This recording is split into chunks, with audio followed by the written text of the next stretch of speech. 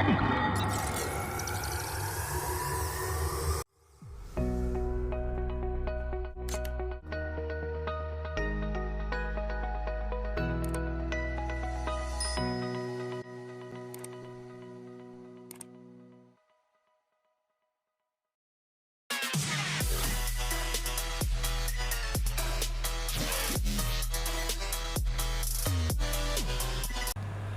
kali ini gimana cara mulai trading ya. Soalnya banyak yang tanya-tanya, kok mulai dari mana ya. Soalnya ya banyak yang ingin gak mau menghabiskan waktu ya. Kalau saya cari-cari ya macam-macam, ternyata susunannya sistem itu kalau masih berantakan ya tentu akan menghabiskan waktu lama ya. Jadi kalau menurut saya ya Anda harus mulai dari metode dulu ya. Karena metode itu untuk pemula itu sangat-sangat penting dan juga membutuhkan waktu ya sempurna metodenya ya.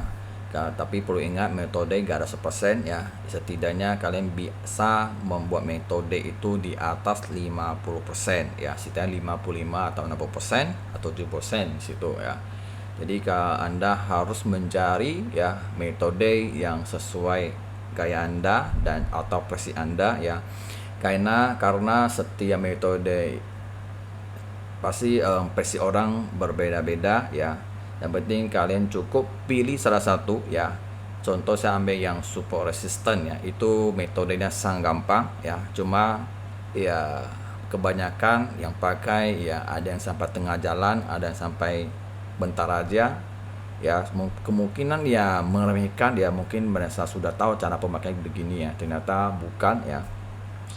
Soalnya menghasilkan metode itu sebenarnya membutuhkan waktu ya, dan juga backtestnya dan seberapa akuratnya dan juga kelemahannya di mana dan kelebihan di mana di situ ya. Jadi saya melihat banyak yang selalu gonta-ganti metode, itu artinya mereka ingin cari metode yang namanya selalu profit, gak bisa lossnya ya. Padahal itu gak ada ya. Karena metode ini ya hanya sebuah cara kita entry kapan harus masuk, kapan harus kita keluar di situ ya. Jadi sebenarnya trading ini bukan soal metode aja, tapi sebuah pondasi ya. Selama Anda masih pemula, Anda membutuhkan bangunan pondasi ya. Pondasi itu membutuhkan waktu sangat lama ya. Jadi bukan hanya sebulan 2 bulan sudah bangun pondasi, soalnya ini membutuhkan waktu ya. Jadi kalian harus menerima proses ya. Kalau saya mindset kalian masih ingin mau cuan atau mau profit atau mau cepat keuntungan, saya rasa kalian mau bangun sistem itu membutuhkan waktunya sangat lama ya, nggak akan kelar-kelar ya. Kenapa? Karena mindset-nya mau cuan, mau cepat-cepat cari keuntungan, itu malahan membuat cara proses bangun pondasi itu akan macet di situ ya. Jadi saya jangan ya, mending kalian harus sadar dengan risiko ya. Kalau namanya pemula ya, saya kasih tahu ya, pemula itu sudah pasti kalah ya, sudah pasti akan deposit situ ya. Jadi gak akan lancar ya, Orang sebelumnya bisa sukses dalam trading, mereka dulu ya sering loss juga. Karena loss itu ambil dari pengalaman, dari pelajaran yang kita ambil. Ya selama kita sudah tahu kelemahan, ternyata selama kita trading kita kesana di mana, di situ kita memperbaiki membutuhkan waktu. Bukannya karena kita udah tahu ini kesana kita harus perbaiki langsung jadi, nggak bisa ya. Kita ini manusia bukan bisa langsung rubah, gak bisa. Berubah itu membutuhkan waktu ya. Apalagi kalau kita mau ambil prinsip dalam dunia trading, itu membutuhkan waktunya gak cepat ya. Bisa jadi sebulan, ada yang 2 bulan, 3 bulan ya, tergantung IQ masing-masing dan juga tergantung sifat masing-masing ya. Karena setiap manusia punya ego ya. Kalau kita punya ego terlalu tinggi atau sifatnya terlalu tinggi atau karakter terlalu tinggi ya, kita mau rubah ya itu susah ya. Setidaknya kalau mau hilang yang namanya ego itu nggak bisa ya, setidaknya menurunkan, setidaknya ada kemajuan, itu aja ya. Jadi ya gimana pun ya kalian harus benar-benar paham ya, metode ini di dunia ini nggak ada metode 100% ya. Karena yang buat trading konsisten itu bukan metode, tapi pondasinya ya. Pondasi itu banyak yang kalau belajar satu persatu di situ kumpulkan jadi satu sebuah terlahir yang namanya pondasi. Ya, itu penting sekali.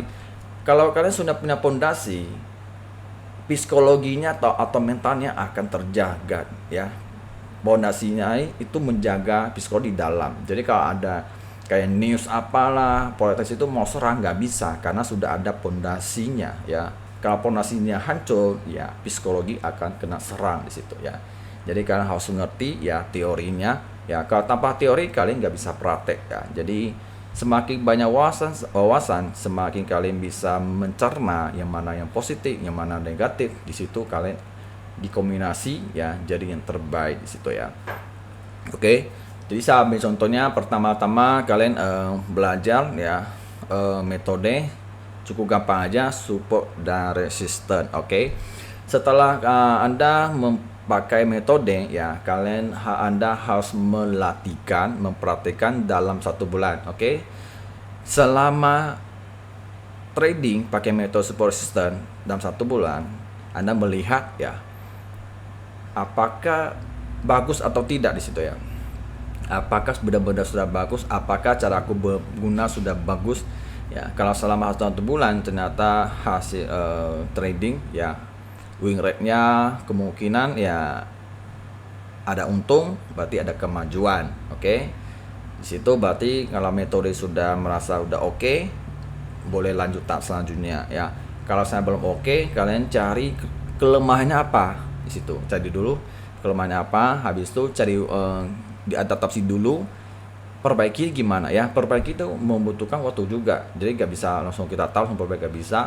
Oh ternyata kelemahan di sini, coba saya perbaiki dengan ini, apakah ada kemajuan di situ. Dan juga selama kalian pertajamkan metode ya, kalian melihat kekurangan apa lagi di situ ya. Kalau sama metode kelemahannya sudah aku cari, sudah gak ada, dan kelebihan sudah tahu ya, ini sudah paling tajam ya. Jadi mungkin kalian membutuhkan kombinasi ya. Mungkin saya membutuhkan kombinasi seperti indikator boleh, atau juga trend line ya, atau EMA juga bisa. Mungkin kalian membutuhkan namanya melihat trennya ya. Karena support resistance itu cuma melihat di saat dia turun apakah dia break atau tidak, atau rejection atau tidak di situ kan. Setelah selesai mungkin kalian membutuhkan trennya. Ya kan melihat tren, oh seandainya ini emas ini sekarang udah lagi uptrend nih. Oke. Habis itu harganya sangat high, sangat tinggi ya. Mungkin kita bisa melihat ya, setelah dia udah sangat tinggi, crash-nya udah sangat tinggi. Jadi saya melihat kalau namanya trend line pasti kan ada high, ada low, ada high, ada low ya. Nah, di situ kalian akan tinggal cari di saat dia koreksi dan sentuh support. Nah, ada terjadi pola rejection, beberapa kali disentuh tidak bisa jebol. Artinya di situ ada potensi bisa ambil posisi buy ya, sesuai dengan resisten juga ya. Jadi hanya pelan-pelan melihat dan adaptasi ya, dicernakan apakah sudah konfirmasi itu masuk atau tidak di situ ya. Itu sangat penting ya. Dan juga perlu ingat, metode gak ada yang namanya setiap hari entry, gak ada. Kalau namanya setiap entry itu kalian memaksakan ya, bukan metode. Metode itu pasti contoh nih, kalian udah prediksi mau buy supportnya di angka sekian-sekian ya. Kadang harganya belum tentu bisa sampai ke harga sekian-sekian. Kadang dia membutuhkan waktu. Bisa jadi kebetulan hari Senin tidak subway, jadi dia cuma situ-situ aja. Itu kan karena nggak entry. Ada sebagian entry ya, karena bisa jadi ya mindsetnya inginnya ya mau cepat-cepat untung atau instan, ataupun ya bisa aja dia terpengaruh ya melihat orang profitnya terlalu gede ya, atau iklan-iklannya gimana ya. Sebenarnya itu gak cocok untuk pemula ya, dan kalian harus sadar ya, kelasnya berbeda ya. Seandainya kita melihat orang profit gede karena mereka kelas besar, jadi kita agak bisa banding ya. Jadi kalian harus sadar bahwa kalau dengan modal kecil ya keuntungan kecil, kalau dalam besar ya keuntungan segitu ya. Jadi jangan terbawa, jangan tergiur angkanya ya. Yang kalian perlu lakukan itu adalah ya gimana cara bisa bertahan dengan jangka panjang dengan modal kalanya dikit. Itu baru benar ya. Kalau saya kalian trading tujuan untuk mau instan atau mau untung ya, itu malahan sebaliknya ya, kalian akan kalah ya. Ingat selalu ya, kalau trading itu kalah sudah pasti, menang belum tentu. Selagi kalian belum menguasai yang namanya pondasi dan psikologi ya. Dan sampai detik ini ya, saya bisa bangun pondasi dan juga psikologi itu saya membutuhkan waktunya di atas 2 tahun ya. Jadi gak bukan waktu dekat, juga lama, 2 tahun ke atas ya.